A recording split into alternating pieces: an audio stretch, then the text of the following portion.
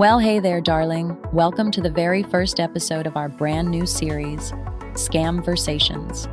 I'm Linda, and joining me is the ever-curious Tim as we dive deep into the wild, twisted world of scams, how they work, who they target, and most importantly, how to keep from falling for their mess.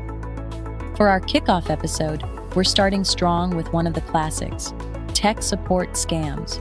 You know, the ones with those scary pop-ups telling you your computer is infected with who knows what. Spoiler, it's not. So grab your headphones and maybe a cup of tea because we're pulling back the curtain on the scammer circus, and it's about to get real. Hey folks, let's dive into this tech support scam scenario that's been rocking the digital underworld, where scammers use fake pop-ups to trap the unsuspecting. Right. It's wild how these fraudsters use a red warning screen to start a panic attack. How do they even get you to call them? Well, picture this. You're chilling with your iced coffee, casually scrolling through Facebook, when suddenly, bam, a flashing, ominous alert screams, "Your computer is infected. Call Microsoft support immediately." And honestly, for someone who's not super tech savvy, it's a recipe for a meltdown. Exactly. I mean, that shock factor combined with those bold red graphics really sets off the alarm bells. What do you think their strategy is? It's all about triggering panic. These scams operate like this. Instead of them calling you, they trick you into making the call by planting these pop-ups through shady ads or infected websites. Once you're on that call, a smooth-talking technician tells you that there's some crazy registry error or suspicious activity. It's like, they're using fast, technical-sounding jargon to make it seem legitimate. Right. They then offer a fix for a fee. And to add fuel to the fire, it's not even your typical one-time pass. They often try to upsell you, almost like, how about $290 for a one-time fix? Or maybe $790 for a lifetime plan. Exactly. It's essentially a scam bundled with high-pressure sales tactics. And get this, if you hang up on them, they might call right back pretending to be from the refund department, trying to reel you in again. It's like they want to keep the victim in a loop of anxiety and confusion. Wow, that level of persistence is both impressive and, well, disturbing. But isn't it curious how they leverage remote access software like AnyDesk or UltraViewer? Absolutely. They convince you to install remote access software, like inviting a stranger into your living room, and then proceed to run a diagnostic. In reality, they're just browsing through your system windows to look for any excuse. It's like, they're staging a fake repair while secretly collecting your personal data. Funny how they throw around terms like diagnostics as if it's legit IT work. But isn't it a bit of a stretch even for the average scammer to hold someone's device hostage with ransomware? Well, that's a good point. Sometimes, yes, they escalate to installing spyware, capturing saved passwords, or even locking your screen. I mean, it's like they're saying, "Take my money, or your entire digital life is at risk." They use high drama to force your hand. But you know, I have to challenge something here. It seems almost too theatrical, almost like a performance piece. Do you think these scammers are that confident in their bluff? Or is it a calculated risk? Interesting thought. I'd say it's a mix.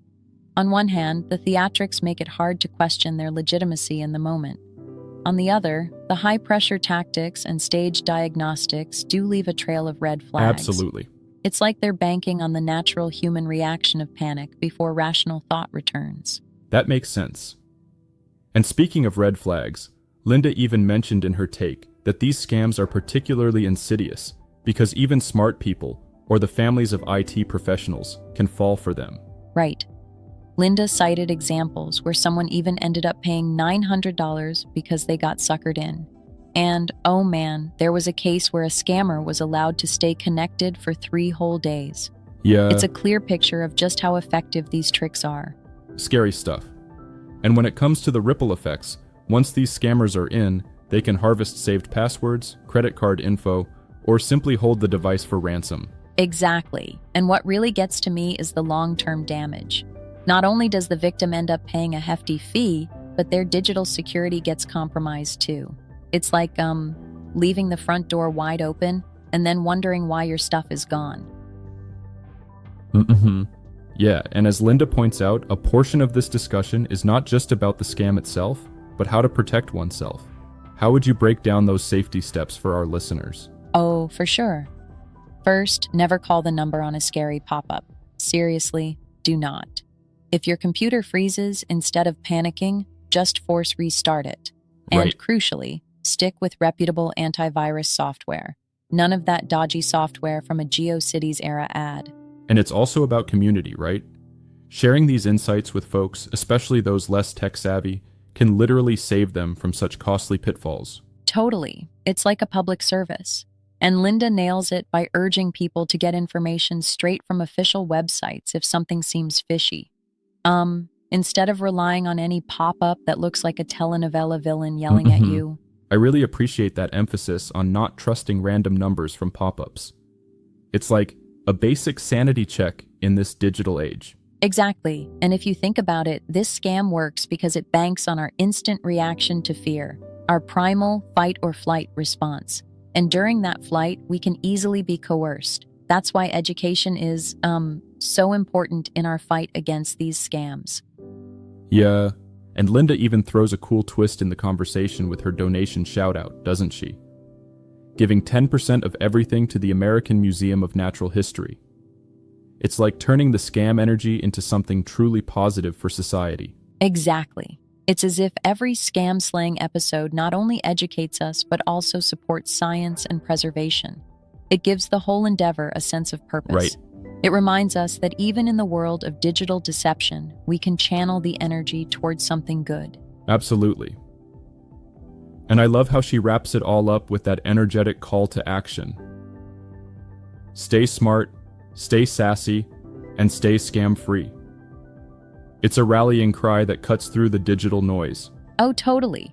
It's almost like she's saying, hey, let's not only avoid getting scammed, but also uplift each other.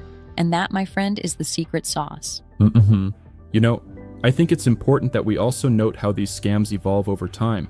It's not a static problem. Scammers are always switching up their tactics. Right. It's like a never-ending cat and mouse game. Today's scare tactics might be replaced tomorrow by something even more advanced. That's why continuous education and public awareness Absolutely. are key. The moment we think we're safe, a new twist appears. Yeah, and even with all the technology we have, basic human skepticism remains our best defense. I mean, who wouldn't want to avoid a $299 or $790 trap, right? Exactly. It's almost like a modern-day con, and it really does require a healthy dose of critical thinking. And if we can spread that knowledge around, whether through a podcast, a conversation, or just a quick chat with a friend, we make the digital world a bit safer. Right.